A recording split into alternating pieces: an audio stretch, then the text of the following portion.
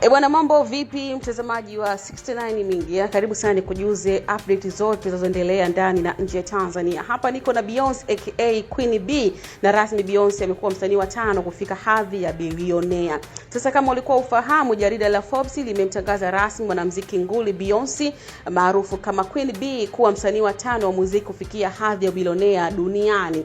Na mafanikio haya makubwa yamechangiwa na mauzo ya albamu yake ya Cowboy Carter iliyompa tuzo ya Grammy pamoja na mapato makubwa kutoka kwenye ziara zake za matamasha ya kimataifa. Mzunguko wake wa kifedha uliongezeka kwa kasi baada ya ziara Guinness World ya mwaka 2023 kumuingizia kiasi cha shilingi trilioni 1 na bilioni 576, huku ziara ya Cowboy Carter ya mwaka 2025 ikimuingizia shilingi trilioni 1 bilioni 182 sawa na dola milioni 400 za Marekani na ushare fulani hivi huko. Hatua hii inamfanya Beyonce kuungana na mastaa wengine wachache wa muziki walio kwenye klabu hiyo ya mabilionea wakiwemo Jay-Z, Rihanna, Taylor Swift na Paul McCartney. Hiyo ndio story ambayo nimekujuza hapa kuhusiana na Beyonce aka Queen B.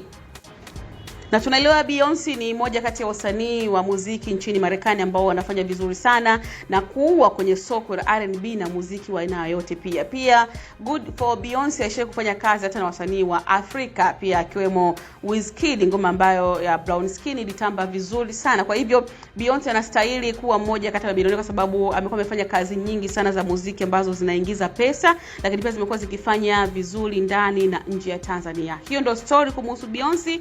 Amekuwa ni mmoja kati ya mabilionea wa 5 kuingia, akiungana na Taylor Swift na mabilionea wengine wa muziki kutoka nchini Marekani na duniani kote. Maoni yako ni yapi? Drop comment yako, na kukumbusha pia kusubscribe, kubonyeza alama ya kengele, kulike na kushare kwa familia bora kabisa wa 69 Media Pro na kuweza kupata stone updates zetu zote. Mimi hapa ni Sam Baby, till next time.